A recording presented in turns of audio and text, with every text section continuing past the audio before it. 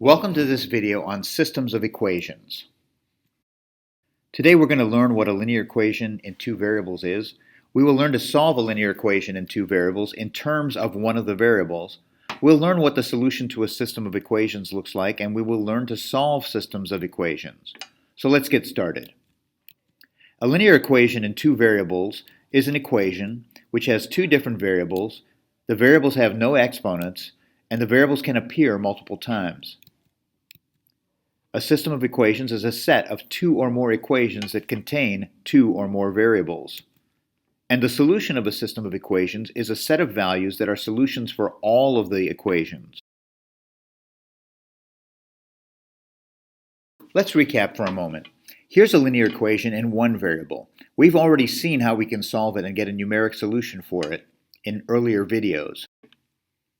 We can simply do inverse operations until we gradually get the variable isolated on one side of the equal sign and a number on the other side. So here we got a specific numeric value, and we can do that with a linear equation in one variable. When solving a linear equation in two variables, we can only solve for one variable in terms of the other variable, and we cannot get a specific numeric value. Let's take a look at an example. 3x plus 2y equals 36. Let's see, this is an equation. It has two variables, and there are no exponents. This is a linear equation in two variables. Let's try to solve it for x. To do that, we'll do inverse operations, starting with the opposite of plus 2y is minus 2y. Simplify. 36 minus 2y, they're not like terms, so we can't combine them, but we can bring them both down and keep their original signs, positive and negative signs, leaving us with 36 minus 2y. Now we've got 3x, not quite solved for x, but we need to do one more inverse operation, which will be divide by 3, and end up with x equals 12 minus 2y over 3, or 2/3 y. Well, as you can see, we have x isolated by itself, but we don't have a specific numeric value on the right. Still, this is how it looks when you solve that equation for x. What if we tried to solve it for y? Well, we'll do the inverse operation of plus 3x. We'll get down to 2y equals 36 minus 3x.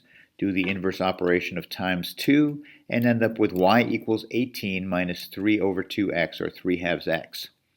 So here we see that we can solve for either variable, but we're not going to get a specific numeric value.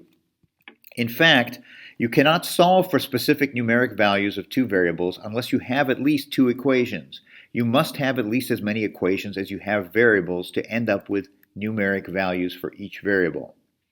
So going back to our definition of a system of equations, it is a set of two or more equations that contain two or more variables, and these equations are related in some way.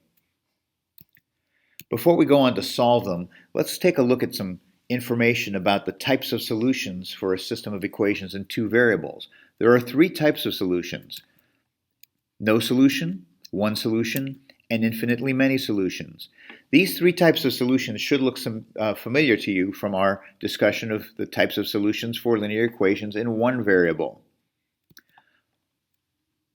And when you have an equation in two variables, if you have a system of equations in two variables, you can solve it for specific numeric values. Also, if the system has two variables, the solutions can be written as ordered pairs. And when solving a system of equations, you must remember to find all the values for all the variables. Find the values for all the variables. Let's take a look at an example. Here we have two equations. Each has two variables, and they're x and y. There's no exponents, so these are linear equations in two variables. Now, notice how these are both already solved for y. Since they are both solved for y, this gives us an advantage in solving.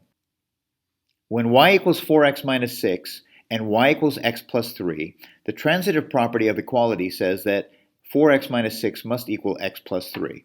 This is very similar to saying, if John is the same height as you, and John is the same height as me, then you and I must be the same height.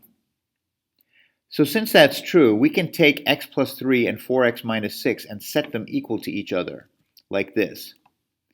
Oh, well, that looks a lot easier. That's a linear equation in one variable. I bet you can solve that. Take a moment now and see if you can find a solution for x.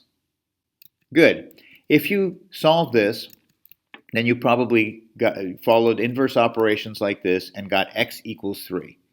Now that's only half the problem because this is a linear equation in two variables. It's a system of equations in two variables. X is one of the variables and we have solved for x.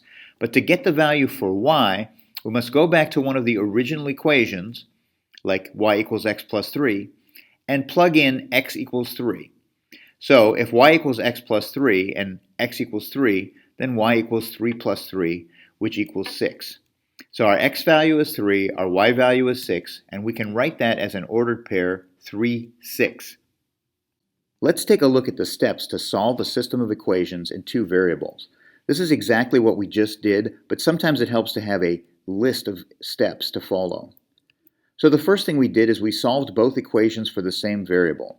In this case, we didn't have to do that because it was already solved for y. As you can see, the y is isolated on the left-hand side.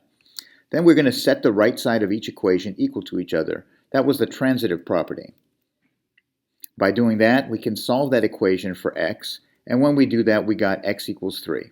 So far, this matches our process that we followed on the previous example. But now I'm going to substitute that value of x equals 3 into a different equation, the y equals 4x minus 6. And when we do that, we're going to get y equals 4 times 3 minus 6, which is 12 minus 6, and that leaves us with y equals 6. Great. Now the only thing left is to write the solution as an ordered pair, so that the xy values are 3, 6. Those are the steps to follow to solve a system of equations in two variables. Let's do another example. Here we have two equations in two variables, and you can see they're also both solved for y. So once again, we simply have to set 2x plus 9 equal to negative 8 plus 2x. Take a moment now and see what you get for x. Well, this one is interesting because you can see here that if you just subtract 2x from both sides, you're going to find that you get 9 equals negative 8. Wait a second, 9 never equals negative 8. So that means that there is no value of x that will make this equation true, this system of equations true. So there's no solution. And since there's no solution, we don't have to try to solve for the other variable. Let's try one more example. Solve this system of equations, y equals x minus 5 and y equals 2x minus 8. I'm going to pause here for a moment and ask you to solve this and see what you get.